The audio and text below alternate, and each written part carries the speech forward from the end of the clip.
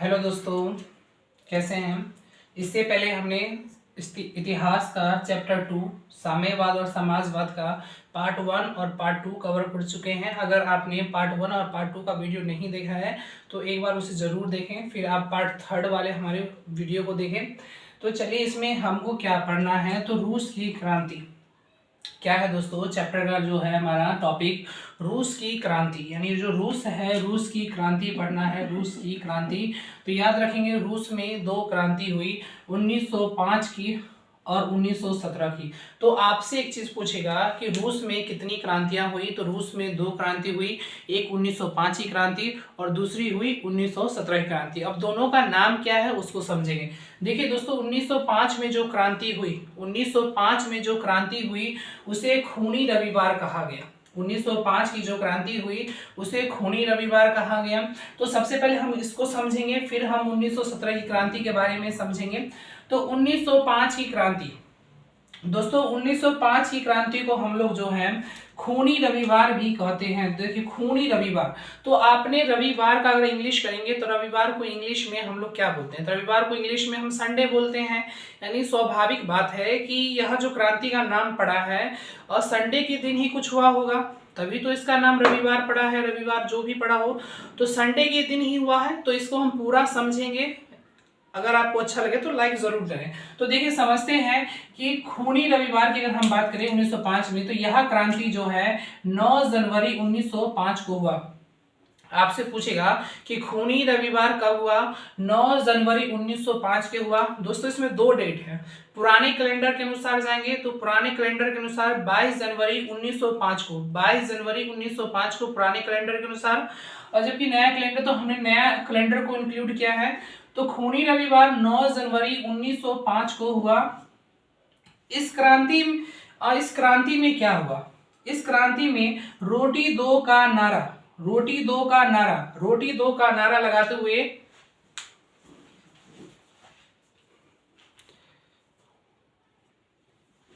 Sorry दोस्तों, थोड़ा lights का प्रॉब्लम हो गया था। तो रोटी दो का नारा लगाते हुए, रोटी दो का नारा लगाते हुए जो भी आम पब्लिक थी दोस्तों, जो भी आम पब्लिक थी, आम पब्लिक ने रोटी दो का नारा लगाते हुए सेंट पीटर्सबर्ग महल की ओर जा रहे थे। दोस्तों, सेंट पीटर्सबर्ग जो है महल की ओर जा रहे थे।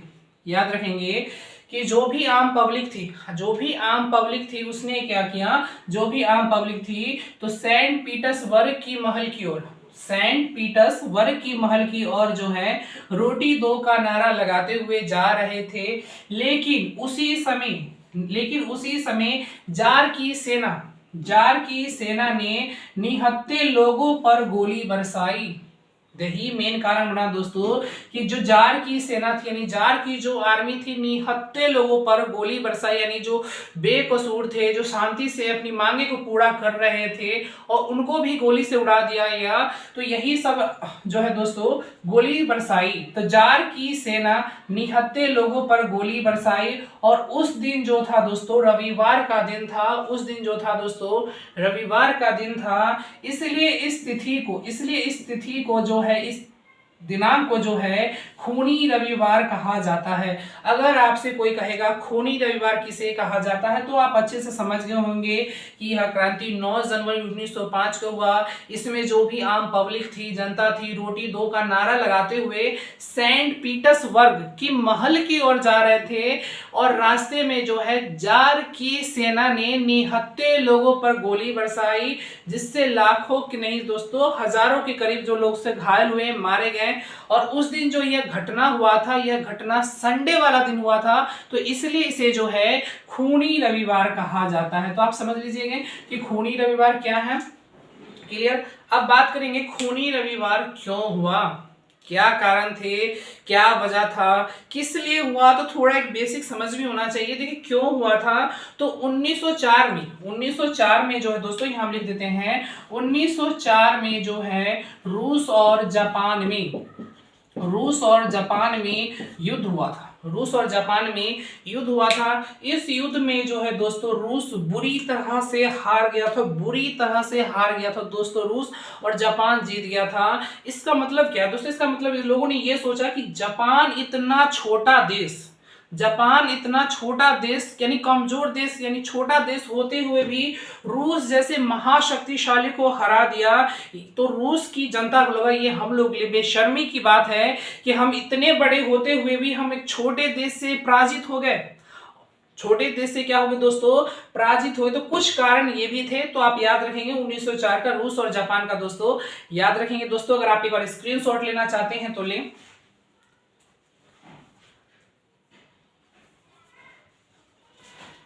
आई होप दोस्तों आपने ले लिया होगा। अब चलिए दोस्तों हम दूसरी क्रांति पढ़ते हैं, 1917 की बोल्शेविक क्रांति। दोस्तों 1917 की बोल्शेविक क्रांति, इस क्रांति को दोस्तों हम अक्टूबर भी क्रांति कहते हैं, फरवरी भी क्रांति कहते हैं, तीनों नाम एक ही है। तो आपसे कहे अक्टूबर क्रांति क्या है, फरवरी क्रांति क्या है, बोल्शेविक क्रांति क्या है, तो दोस्तों तीनों का नाम जो है एक ही रहेंगे। चलिए अगर इससे कोई ऑब्जेक्टिव बनता है तो पहले तो यही क्वेश्चन बोलेगा आपसे कि बोल्शेविक क्रांति कब हुआ। एक ऑब्जेक्टिव बनेगा दोस्तों कि बोल्शेविक क्रांति कब हुआ, नवंबर 1917 को हुआ, नवंबर 1917 में हुआ। ठीक है दोस्तों, चलिए अब स्टार्ट करते हैं कि बोल्शेविक क्रांति जो है रूस देश में हुआ। आपसे कहेगा कि बोल्शेविक क्रांति किस देश में हुआ, रूस में हुआ। और बोल्शेविक क्रांति का नेतृत्व, बोल्शेविक क्रांति का दोस्तों नेतृत्व जो है लेनिन ने किया। बोल्शेविक जो क्रांति का जो है नेतृत्व लेनिन ने किया।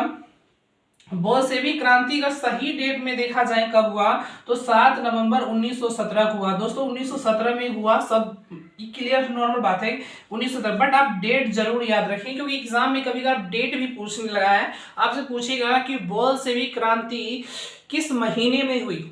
1917 तो आपको याद है, बट आपको महीने भी याद करने होंगे। तो नवंबर 1917 में जो है दोस्तों बोल्शेविक की क्रांति हुई। क्लियर दोस्तों? तो सबसे 2-3 ऑब्जेक्टिव, बोल्शेविक क्रांति कहाँ हुआ, रूस में हुआ। बोल्शेविक क्रांति का नेतृत्व किसने किया, लेनिन ने किया। कब हुआ तो 7 नवंबर 1917 में हुआ। दोस्तों एक छोटी सी कहानी है कि 1917 में जब लेनिन 1917 में जब लेनिन रूस पहुंचा, 1917 में जब लेनिन रूस पहुंचा तो वहां की रूस की जो जनता थी उनमें उत्साह बढ़ गया, उमंग बढ़ गया था। तो जो लेनिन था, लेनिन ने बोल्शेविक दल का जो ग्रुप था उनके कार्यक्रम का नेतृत्व किया। यानी बोल्शेविक दल जो था उनका नेतृत्व जो है लेनिन ने किया था। और लेनिन क्या चाहता था, तो लेनिन ने कहा कि अभी देखिए युद्ध जो है अभी बाकी है, अभी पूरी क्रांति नहीं हुई है, हमें अभी एक क्रांति अभी और करनी है। तो इन्होंने कहा, लोगों में उत्साह बढ़ गया था। तो एक छोटी सी कहानी है, आप समझ लीजिए। तो याद रखेंगे जब बोल्शेविक क्रांति हुआ तो बोल्शेविक क्रांति में लेनिन ने 3 नारे दिए। 3 नारे में कौन कौन था, तो भूमि, शांति और रोटी। यानी लेनिन जो था, लेनिन ने बोल्शेविक क्रांति में भूमि, शांति और रोटी का नारा लगाया। उसके बाद है लेनिन जो था, लेनिन चाहता क्या था बोल्शेविक क्रांति में, आपसे सिंपल बोले बाबू कि जो बोल्शेविक क्रांति था, बोल्शेविक क्रांति में लेनिन चाहता क्या था, क्या चाहता था।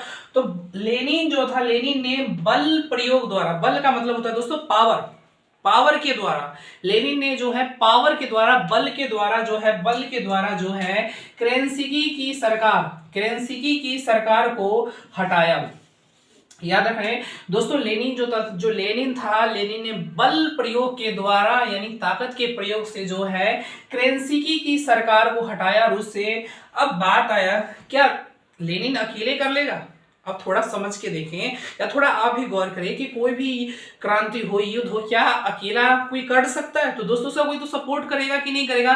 तो इसमें जो सपोर्ट है सेना और जनता ने भी किया था। यानी बोल्शेविक क्रांति जो हुआ था, बोल्शेविक क्रांति में लेनिन का जो साथ दिया, सपोर्ट किया, वो सेना और जनता ने भी किया। उसके बाद है दोस्तों बोल्शेविक दोस्तों वही कहानी में बताया।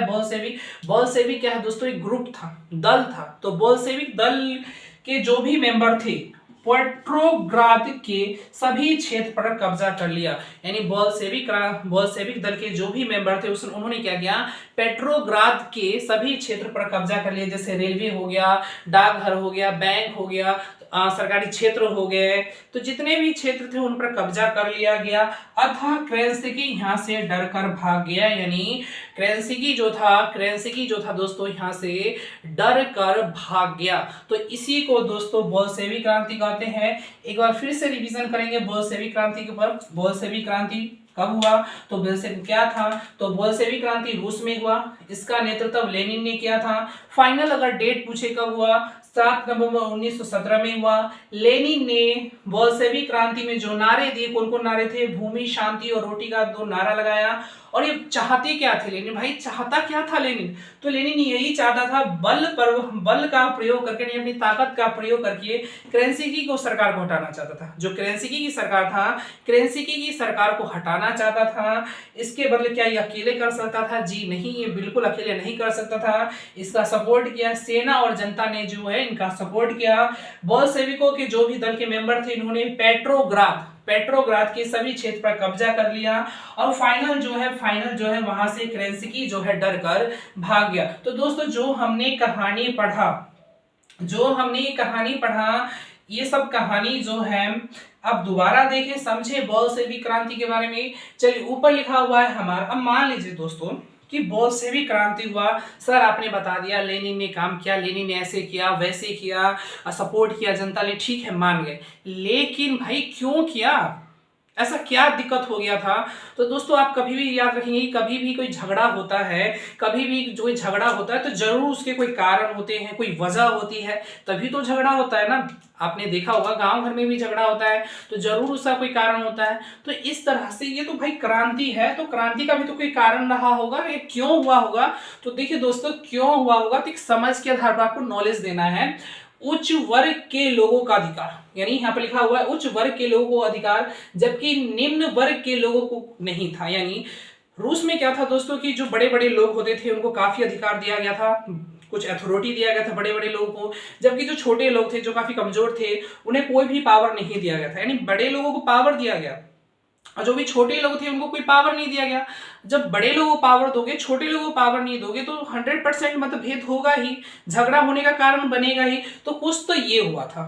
उसके बाद कुछ कारण है, कुछ कारण के बारे में जान लेते हैं। ये तो क्यों हुआ बता दिए, कुछ ये समझ था। अब कारण क्या था, देखिए जार की निरंकुशता, जार की जो है दोस्तों, जार की निरंकुशता व अयोग्य शासन, यानी जार का जो मतलब जार निकोलस द्वितीय जो मतलब राजा था, किंग था, मान के चलिए दोस्तों, वो जो था मतलब उसमें वो लायक नहीं था, वो गुण नहीं था कि सही से क्षेत्र को चलाया जा सके, या राजा वाला जो गुण होता था वो गुण इनके अंदर नहीं था।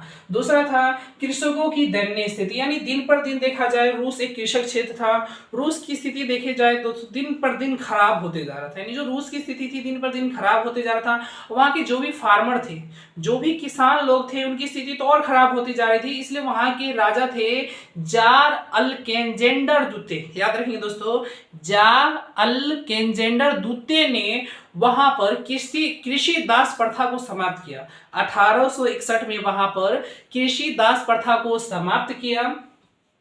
लेकिन आपसे एक ऑब्जेक्टिव पूछेगा कि कृषि दासता प्रथा कब समाप्त किया गया, 1861 में किया। किसने किया, जार अलेक्जेंडर द्वितीय ने किया। अगला है मजदूरों की स्थिति थी, औद्योगिकरण की समस्या थी, यानी रूस में फैक्ट्रियों की कमी थी। उसके बाद है रूसीकरण की नीति, यानी रूस की जो नीति थी, जो पॉलिसी थी, जो विदेशी संबंध थे वो भी अच्छे खासे नहीं थे। उसके बाद है विदेशी घटनाओं का प्रभाव था, यानी देखिए विदेशी घटनाओं का प्रभाव दोस्तों हमने अभी बताया था कि रूस और जापान में युद्ध होता है। रूस इतना शक्तिशाली होते हुए भी जापान से छोटे जैसे देश से हार जाता था। तो कुछ विदेशी घटनाओं का भी प्रभाव था। क्रीमिया का युद्ध रखेंगे और रूस और जापान का युद्ध रखेंगे।